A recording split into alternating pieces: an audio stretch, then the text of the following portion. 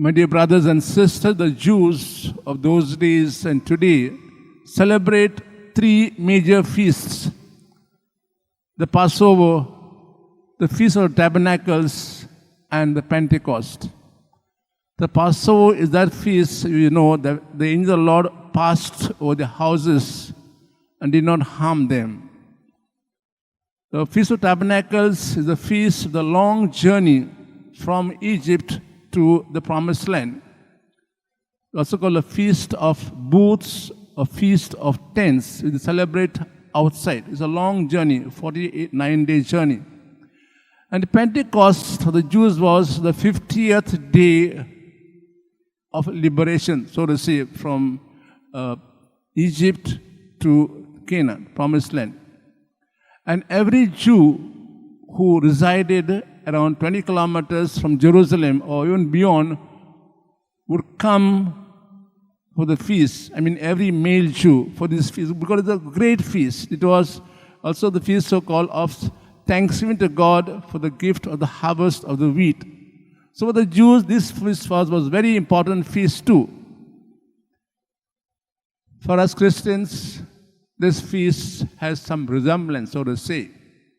It's a culmination of the whole Paschal mystery, the passion, the death, resurrection, and Christ being with the disciples for 40 days, the ascension, and finally, the Pentecost. So on this day, we celebrate, as I said, our birthday, the gift of the Holy Spirit on the church. On this day, 2,000 and more years back, the church, so to say, was born. So it's the birthday of the church too. What is this feast finally about? What's the message for us as we celebrate this feast? I think there are two messages which we have seen in today's readings, the gospel passage and also the first reading. In the gospel passage, you heard about the disciples who were all bundled up together in one room for fear of their lives. Their master was killed, died on the cross, and buried. The disciples were scared. They felt, in a way, they are like orphans. They have no longer a leader. They had forgotten he had risen. They had told them, rise the third day. The Lord had risen. So in this situation, when they assembled on the Easter evening, Christ appears to them when they are all bundled up there. The barricades, so-called doors, the windows, are not hindrance for Christ to appear. And they see him, they are very happy. And he gives them two gifts, peace and the Holy Spirit. Peace is shalom, which means wholeness. No need to be here, no need to fear at all, because you are now once again made whole of entire self, body, soul, and mind.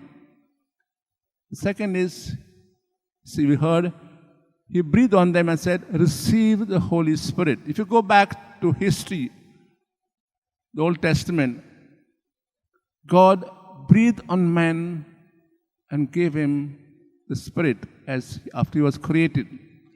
So on this day, the disciples got that life, new life of the Holy Spirit. The purpose was to go on a mission. The mission was to go to the whole world and preach, he said, forgiveness. Make everyone believers.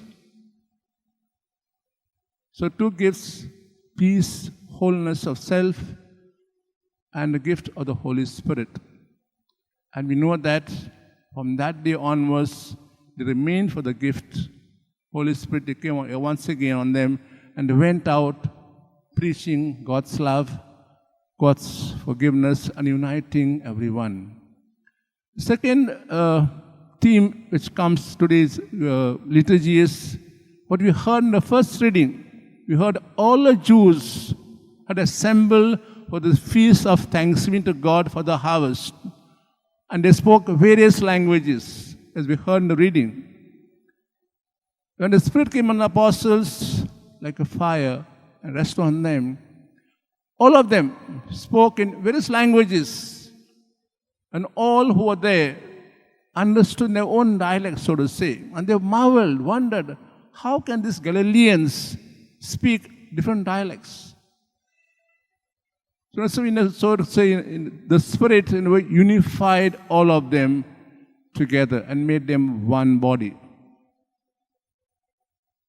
And then these apostles, we know, went from place to place with a full of Spirit, without fear, preaching the gospel, the good news. This Holy Spirit means an advocate, a counselor, a source of strength, source of accompaniment. So with this source within them, they went out to the whole world, preaching God's love and forgiveness. So on this day, we need to reflect, not just celebrate the feast, our birthday, so to say, and the Pentecost. We have with us the Spirit given to us at baptism and confirmation. And every time we ask God, God gives us the Spirit. Are we instruments of unifying? Do we, in a lifestyle, whether at home, society, country lives, are the source of that energy which unify people? So today we ask God to continue pouring on us the Holy Spirit so that we become instruments like the apostles who went out preaching by our own life, more by words and deeds, and unify the whole world, no matter what religion or what caste they belong.